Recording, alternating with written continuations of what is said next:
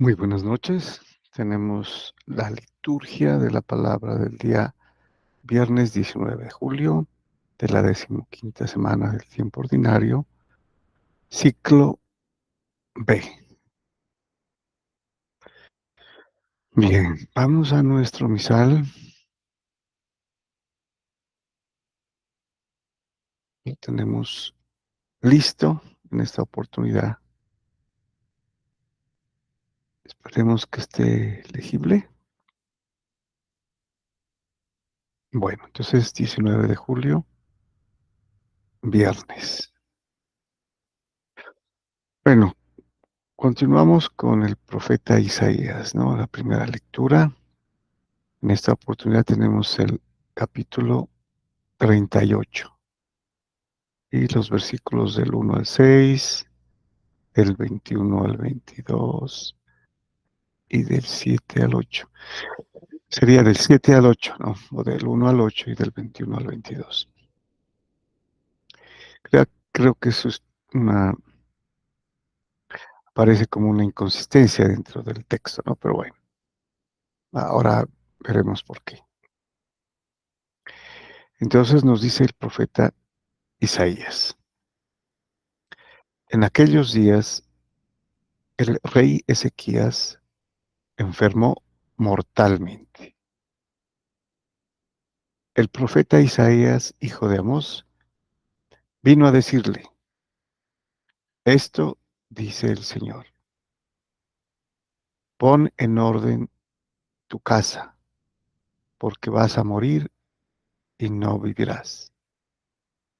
Bueno, estamos hablando del rey Ezequías de Judá, ¿no? Obviamente él estaba enfermo y iba a morir, ¿no? Esto es lo que le dice el Señor. Pon orden en tu casa, ¿no? Que tiene que dejar, ¿no? Su sucesor, arreglar todas las cosas como todo rey.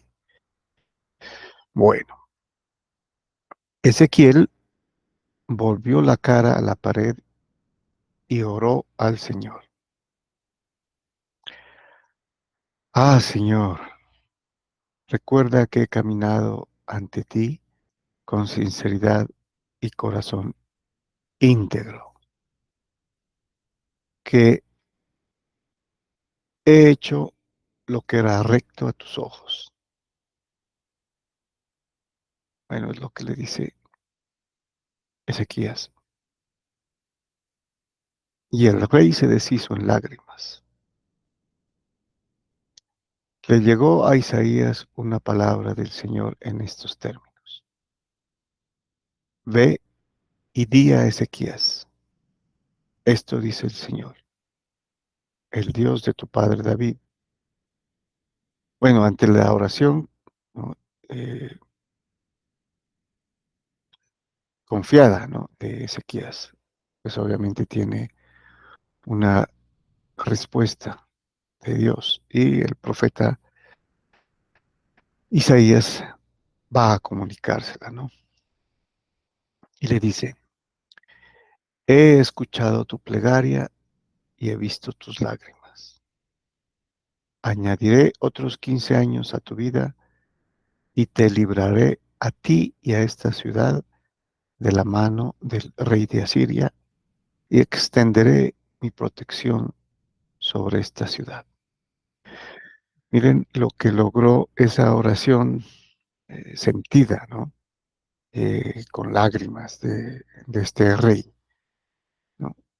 Dios le extendió la vida, y no solamente eso, sino que va a proteger a, al reino de Judá de la invasión de Sennacherib, que es el asirio, ¿no? Que está, pues, acechando. Lo mismo que hizo con Israel, el reino del norte va a querer hacer con Judá. Pero Dios va a proteger, ¿no? Y le va a añadir 15 años de vida al rey Ezequías. Isaías dijo: que traigan un emplasto de higos y lo apliquen a la llaga para que se cure. un emplasto, ¿no? De estos frutos eh, como cataplasma, ¿no? Todavía dicen que es común entre los beduinos, ¿no? De esa región. Eh, y al aplicarse en la llaga, seguramente era una llaga que no sanaba, ¿no? Y para que se cure.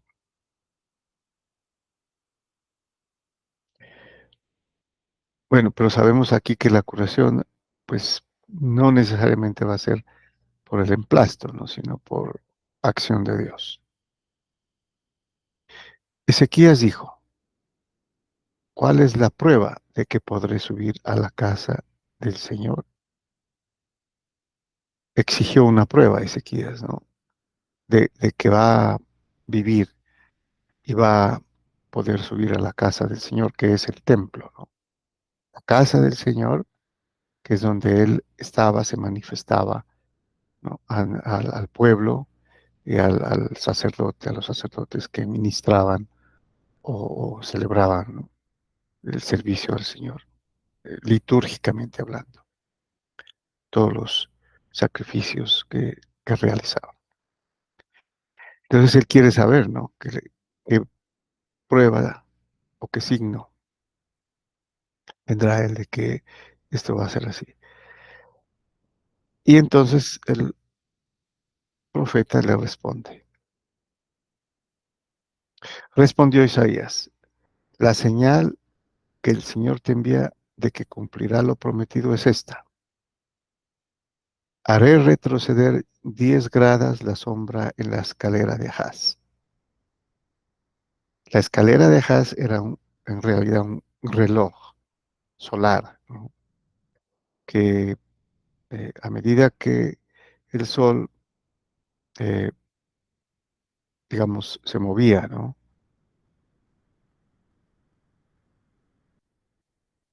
Entre comillas, se movía durante el día, pues dejaba la sombra, ¿no? En una cierto número de gradas de un, eh, de una construcción. Este se llamaba en realidad el reloj de Ahaz. Aquí lo coloca como la escalera de Ahaz, que tiene sentido, ¿no? Porque eran gradas. Y ahí el término grado, ¿no? Porque en hebreo es grado. Ahí está la relación entre grada y grado, que nosotros conocemos ahora como grados, ¿no? En términos geométricos. Bueno, entonces dice: haré retroceder 10 gradas la sombra en la escalera de Haz, que se había alargado por efecto del sol.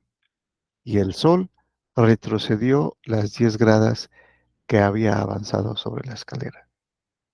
O sea, esto era un portento natural, ¿no? Que el sol en realidad retrocedió 10 gradas.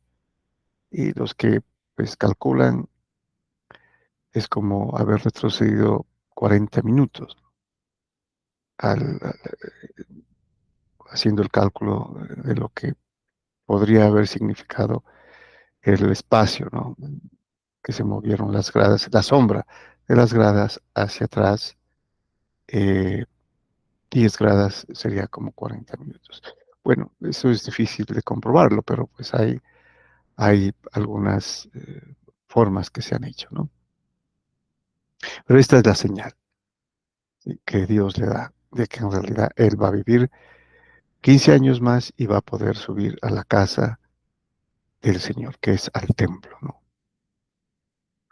Muy bien, continuamos con el Salmo responsorial, lo tenemos por acá.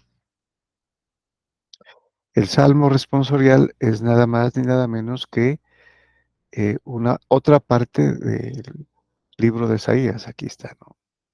En Isaías capítulo 38, el mismo que vimos en la primera lectura, pero aquí están los versículos del 10 al 12, ¿no? En sus partes A, B, C y D, y el 16 en sus partes B, C y D. exceptuando la A.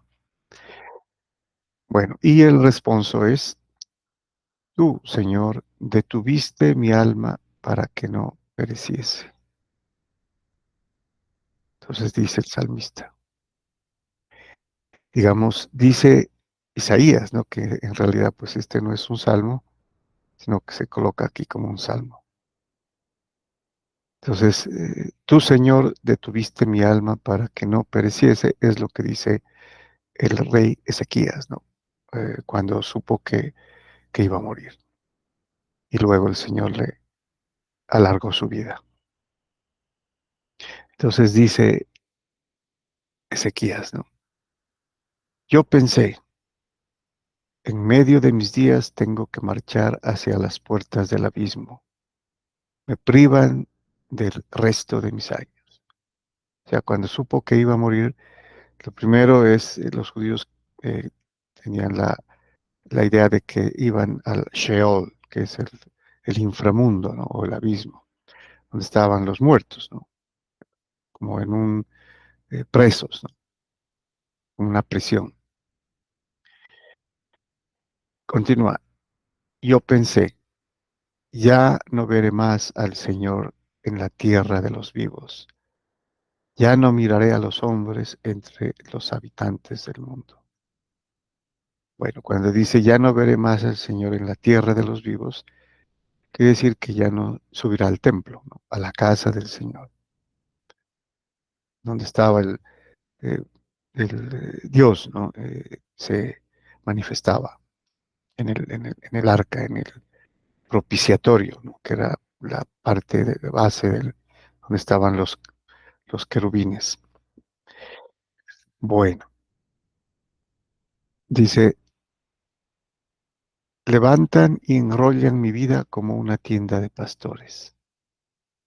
O sea, aquí utiliza esta comparación, cuando los pastores levantan una tienda en la que han estado, las la quitan de allí y la enrollan. Entonces, compara el- su vida, que va a terminar como si fuera una tienda de pastores. Como un tejedor, devanaba yo mi vida y me cortan la trama. También hace la comparación lo que hace un tejedor, ¿no? Devanaba, dice yo, mi vida. Se utilizaba el hilo, ¿no? Para, para tejer. Y obviamente se acababa el ovillo, ¿no? El hilo. Y me cortan la trama. Bueno, entonces también cortar, ¿no? Cortar la tela. Y termina diciendo, Señor, en ti espera mi corazón, que se reanime mi espíritu. Me has curado, me has hecho revivir. Pues esto lo dijo después, ¿no? De que ya pudo curarse. Y obviamente se entiende que sería una acción de gracias que seguiría, ¿no? Después de obtener la curación milagrosa del Señor. Muy bien, vamos al Evangelio. Bueno, continuamos con el capítulo, perdón, el libro, el santo o el Santo Evangelio según San Mateo. En su capítulo 12, versículos del 1 al 8. Bueno, dice San Mateo, en aquel tiempo atravesó Jesús en sábado un sembrado.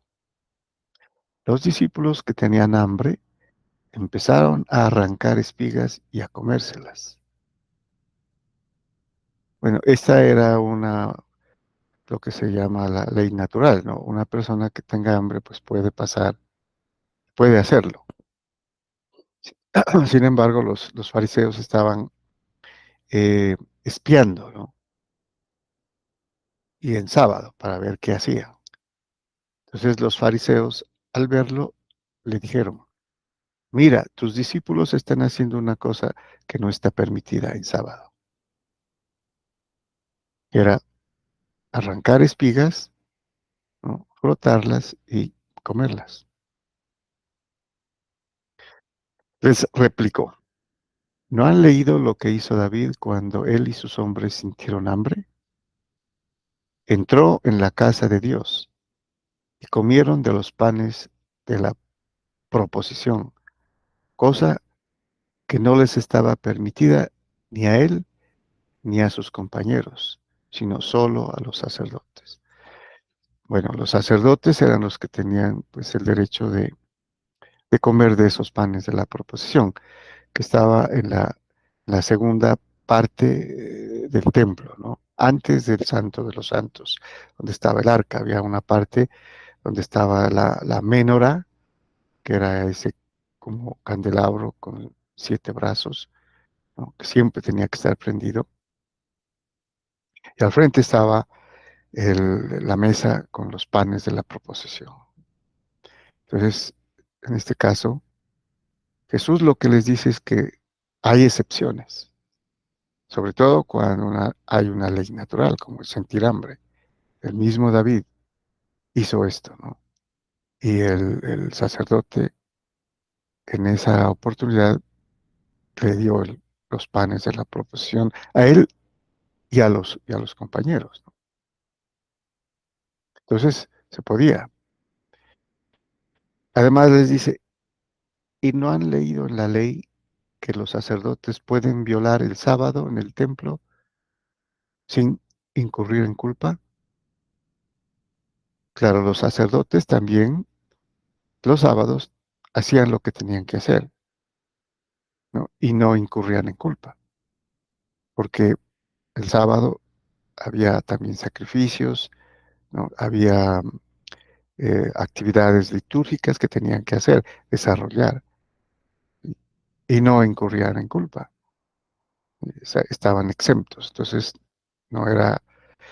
El problema es que los, eh, los fariseos habían aumentado una cantidad de prescripciones, ¿no? A lo que estaba en el Éxodo y en el Deuteronomio, ¿no? Era el sábado es santo, no pueden arar ni recoger, prácticamente dos cosas, ¿no? No se podía, acaba de descansar. Ellos habían añadido como 39 cosas más, ¿no? Cosas pero absurdas, solamente para mostrar el poder, ¿no? De que había que respetar, ¿no? Y obviamente eso lo exigían a los demás y especialmente a los pobres, ¿no? Pueblo. Y entonces continúa el Señor diciendo, pues les digo que aquí hay uno que es más grande que el templo, o es más que el templo, obviamente referido al mismo Jesucristo. Pues les digo que aquí hay uno que es más que el templo. Es también una forma de donde se insinuó la divinidad de Jesucristo, ¿no? Porque el templo fue instituido por Dios mismo. Es la casa de Dios, es el dueño. Dios, ¿no? Instituyó el templo donde él iba a estar, pues el templo de Dios. Pero les dice Jesucristo, aquí hay uno que es más que el templo, ¿sí? Se puede inferir lo que en realidad dijo aquí, es que Él es Dios también, ¿no? Es el dueño del templo. Y les dice a continuación, si comprendieran lo que significa quiero misericordia y no sacrificio, no condenarían a los inocentes, que es lo que están haciendo con los apóstoles, ¿no? Que han arrancado unas espigas de trigo. Y termina diciéndoles, porque el Hijo del Hombre es Señor del sábado. Otra insinuación de que el Hijo del Hombre, Jesucristo, ¿no? Es Dios, porque el sábado había sido instituido por Dios, ¿no? que el séptimo día es sagrado, lo instituyó, es su descanso, ¿no? Porque ese día Dios descansó de la creación, ¿no? 6 días tienen para trabajar, el séptimo es sagrado. Y aquí Jesucristo dice, Él es el Señor del sábado, obviamente declarándose Dios, el Señor del sábado.